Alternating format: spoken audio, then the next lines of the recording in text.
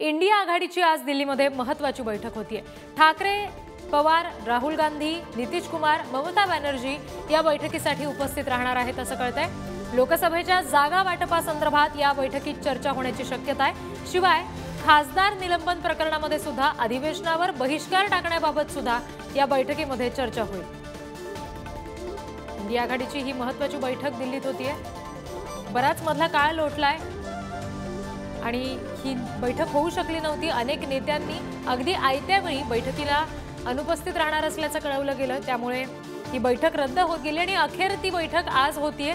तेव्हा आजच्या बैठकीत कोणकोणते नेते उपस्थित राहत आहेत आणि बैठकीमध्ये नेमकं कशाबाबत चर्चा होतीये हे बघणं महत्त्वाचं असेल। या संदर्भातले आणखी काही तपशील आपण जाणून घेऊया।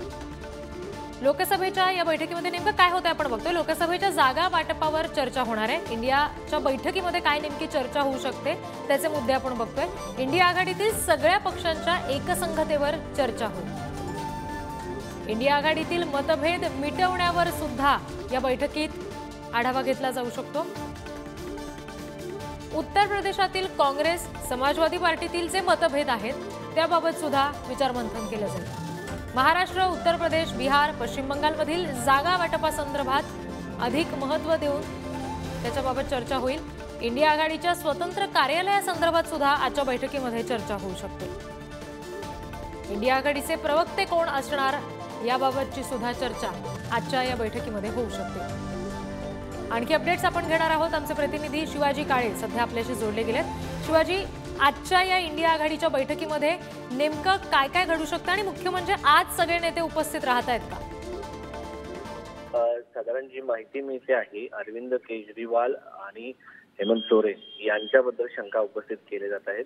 अरविंद केजरीवाल हे 3 वाजता विपश्यनेसाठी रवाना होणार असल्याची माहिती मिळते। मात्र त्यांच्या पक्षाच्या वतीने कोणी प्रतिनिधी आले तर आम आदमी पक्ष हा इंडिया आघाडीमध्ये सहभागी होऊ इच्छितो अशी माहिती समोर येऊ शकते। त्यानंतर दुसऱ्या नेत्या आहेत ममता बॅनर्जी, त्या देखील काँग्रेसवरती सातत्याने नाराजीची भूमिका पाहायला मिळते, खास करून डाव्या आघाडीचे प्रश्नासंदर्भात। आम आदमी पक्षाचा जर विचार केला तर पंजाबमध्ये काँग्रेस आणि आम आदमी पक्ष हे प्रमुख विरोधी पक्ष म्हणून समोर येताना पाहायला मिळतात।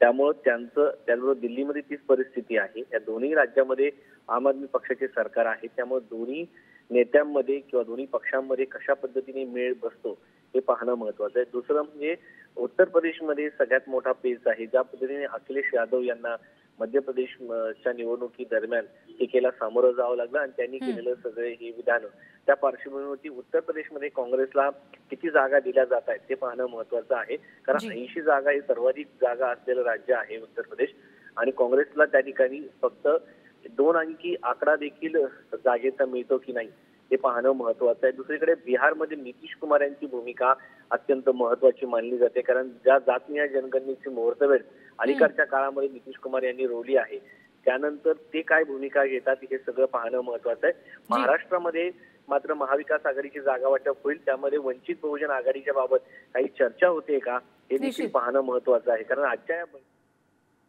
जी शिवाजी, धन्यवाद तुम्ही दिलेल्या या सगळ्या तपशिलांसाठी।